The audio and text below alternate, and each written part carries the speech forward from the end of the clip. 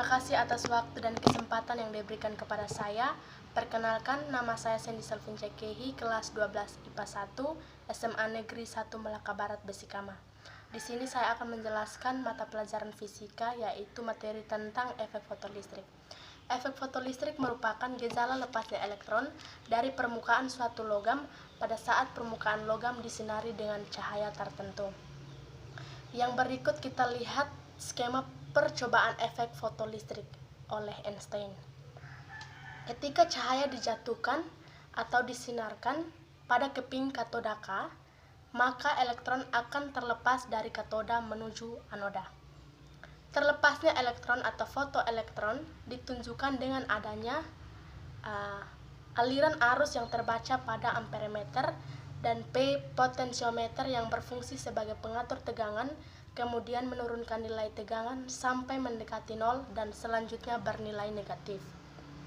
Jika percobaan dilanjutkan dengan frekuensi cahaya yang sama tetapi intensitas cahayanya diperbesar, ternyata potensial hentinya V0 tetap sama dan kuat arusnya semakin besar, seperti yang ditunjukkan oleh gambar berikut, yaitu grafik intensitas terhadap potensial henti dengan frekuensi tetap dilanjutkan dengan percobaan kedua dengan frekuensi cahaya berubah tetapi intensitas cahaya tetap. Ternyata potensial hentinya V0 berubah dan kuat arusnya tetap sama, diperoleh gambar berikut ini. Secara mikroskopis, kedua percobaan tersebut menunjukkan hal-hal berikut. Yang pertama, jumlah elektron yang keluar bergantung pada intensitas cahaya dan tidak bergantung pada frekuensi cahaya. Yang kedua, energi kinetik fotoelektron bergantung pada frekuensi cahaya dan tidak bergantung pada intensitas cahaya. Kesimpulan yang berkaitan dengan efek fotolistrik ternyata tidak dapat dijelaskan melalui teori gelombang cahaya atau klasik karena hal-hal berikut. Yang pertama, teori gelombang memprediksi efek fotolistrik terjadi pada setiap frekuensi asalkan intensitas cahaya cukup tinggi. Padahal, efek fotolistrik tidak dipengaruhi oleh intensitas cahaya yang dipancarkan. Yang kedua, menurut teori gelombang, semakin tinggi intensitas cahaya, maka energi kinetik semakin tinggi sehingga elektron dapat terlepas dari logam. Namun, energi kinetik maksimum ternyata tidak bergantung pada intensitas cahaya yang dipancarkan. Yang ketiga, teori gelombang tidak mampu menjelaskan tentang meningkatnya energi kinetik fotoelektron seiring dengan meningkatnya frekuensi cahaya. Yang keempat, menurut teori gelombang, elektron membutuhkan waktu untuk mendapatkan energi kinetik sehingga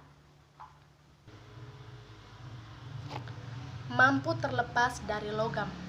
Namun ternyata elektron mampu terlepas dari logam dalam waktu singkat, kurang dari 10⁻⁹